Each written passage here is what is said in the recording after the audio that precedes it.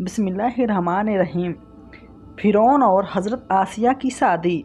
आज की वीडियो एक ऐसी पाक खातून के बारे में है कि जिनको हमारे प्यारे नबी हज़रत मोहम्मद सल्लल्लाहु अलैहि वसल्लम ने 4 अजीम औरतों में शामिल किया है। वो 4 अजीम हस्तियाँ हज़रत खदीजा, हज़रत फ़ातिमा, हज़रत मरियम और हज़रत आसिया हैं। आइए बात करते हैं फ़िरौन की शादी से। फ़िरौन मिस्र के रेहान बिन वलीद की पोती हज़रत आसिया को शादी का पैगाम भिजवाया। याद रहे, रेहान बिन वलीद वही बादशाह था जो हज़रत यूसुफ़ अलैहिस्सलाम के दौर में था, और वह हज़रत यूसुफ़ अलैहिस्सलाम पर ईमान भी लाया और उसने हज़रत यूसुफ़ को अज़ीज़ मिस्र भी बना दिया। खैर, जब हज़रत आसिया को फ़िरौन ने शादी का पैगाम दिया तो उनके वालिद और हज़रत आसिया को बहुत नागवार गुजरा, क्योंकि फ़िरौन ने मिस्र पहले दिन से ही जुल्म बर्बारी के लिए मशहूर था। लेकिन फ़िरौन ने अपनी बादशाहत के जोर पर जबरन हज़रत आसिया से शादी कर ली और धमकी दी कि अगर ये शादी नहीं करेगी तो आपके वालिदैन को कत्ल कर दिया जाएगा। लेकिन शादी होने के बाद भी अल्लाह पाक ने हज़रत आसिया को फ़िरौन से महफूज रखा और वह आप पर कादिर ना हो सका। इस बारे में मुफस्सिल लिखते हैं कि शादी की पहली ही रात जब फ़िरौन हज़रत आसिया से हम बिस्तरी के लिए कमरे में गया तो अल्लाह ने उस पर नींद का ऐसा जलवा डाला कि वह सारी रात ही सोया रहा। कुछ किताबों में लिखा है कि अल्लाह ने फ़िरौन को नामर्द कर दिया था, जिस वजह से वह हज़रत आसिया से सोहबत ही ना कर सका। और बाँझ ने लिखा कि फ़िरौन को एक ऐसी अजीम बीमारी हुई कि तबीब ने उसकी सारी उम्र सोहबत से मना कर दिया था। देखा जाए तो यह भी हज़रत आसिया की एक तरह से करामत ही है कि अल्लाह ने उन्हें कैसे फ़िरौन के नापाक जिस्म से महफूज रखा। बाज़ रवायत में फ़िरौन की एक बेटी का जिक्र भी मिलता है। आपको यह बताते चले कि वह लड़की उन्होंने किसी से लेकर पाली थी। एक रात फ़िरौन ने ख्वाब में देखा कि इसका महल नाबूद हो चुका है।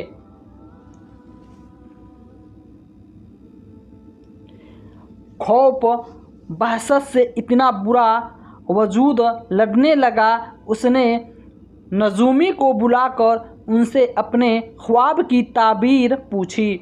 उन्होंने कहा कि अन कबीर बने इसराइल का एक बच्चा तुम्हारे महल को निस्तो नाबूद कर देगा। इसलिए फ़िरौन ने हुक्म दिया कि बने इसराइल में जिसके यहाँ भी लड़का पैदा हो उसे फ़ौरन कत्ल कर दिया जाए, लेकिन अगर लड़की पैदा हो तो उसे कत्ल ना किया जाए ताकि उनकी नस्ल बाकी रहे। जब हज़रत मूसा अलैहिस्सलाम पैदा हुए तो उनकी वालिदा ने फ़िरौन के सिपाहियों के डर से हज़रत मूसा अलैहिस्सलाम को एक संदूक में रख कर दरिया में डाल दिया। दरिया में एक नहर फ़िरौन के महल के पास से बहती थी। वह संदूक बहता हुआ इस नहर से चला गया। फ़िरौन ने हुक्म दिया कि इस महल में लाकर खोला जाए। जब संदूक खोला गया तो उसमें एक खूबसूरत बच्चा निकला। अपनी जुबान में पानी का मुंह और दरख्त को साग करते हैं। यह संदूक पानी और दरख्तों के दरमियान पाया गया। इसी वजह से हज़रत बीबी आसिया रहमतुल्लाह अलैहि ने आपका नाम मूसा रखा। हज़रत आसिया ने जब हज़रत मूसा के चेहरे पे नूर देखा तो उन्होंने हज़रत मूसा को اپنا بیٹا بنا لیا اور فرعون سے کہنے لگی کہ یہ بچہ میری اور تمہاری آنکھوں کی ٹھنڈک ہے، اسے قتل نہ کرو۔ لیکن نامرد فرعون کہنے لگا، اسے تم ہی رکھو، مجھے اس کی کوئی حاجت نہیں۔ حضرت محمد صلی اللہ علیہ وسلم نے فرمایا کہ اگر آسیہ کی طرح فرعون بھی اس بات کا انکار کرتا تو یہ بچہ اس کی آنکھوں کی ٹھنڈک ہے، جو ضرور اللہ پاک اسے ہدایت فرما دیتا، جیسے آسیہ کو عطا فرمائی۔ حضرت آسیہ علیہ السلام کو اللہ پاک نے قرآن میں عورتوں کے لیے نمونہ بھی قرار دیا ہے۔ حضرت آسیہ شادی کے پہلے ہی دن فرعون کے ظالمانہ اور کافرانہ ایک داماد کے خلاف پہاڑ بن کر کھڑی رہی۔ حضرت موسیٰ نے جب اعلان نبوت کیا اور جب محل میں جادوگروں سے مقابلہ کیا تو یہ دیکھ کر حضرت آسیہ حضرت موسیٰ علیہ السلام پر ایمان لے آئی۔ ایمان لانے کے بعد کافی دنوں تک انہوں نے اس بات کی فرعون سے چھپائے رکھا، لیکن جب فرعون نے خدائی کا دعویٰ کیا اور لوگوں سے خود کو سجدے کروانے لگا تو پھر حضرت آسیہ کھل کر میدان میں آ گئی اور فرعون کے اس عمل کی سخت مخالفت کی۔ جیسے ہی فرعون کو پتہ لگا کہ میری بیوی بھی موسیٰ کے خدا پر ایمان لا چکی ہے تو اس نے حضرت آسیہ پر ظلم ڈھانا شروع کر دیا۔ روز دن اور رات ان کو مخالفت اذیت دینے لگا۔ فرعون جیسے کافر شوہر بھی ان کے ایمان کو مسلسل نہ کر سکا، لیکن فرعون نے بہت زیادہ کوششیں کی تاکہ کسی نہ کسی طرح انہیں راہ راستے مقرر کر دے، لیکن وہ ایسا نہ ہو سکا اور حضرت آسیہ بھی ان کی تمام کوششوں کو ناکام بنا کر صرف خدا واحد کی عبادت میں مصروف رہیں۔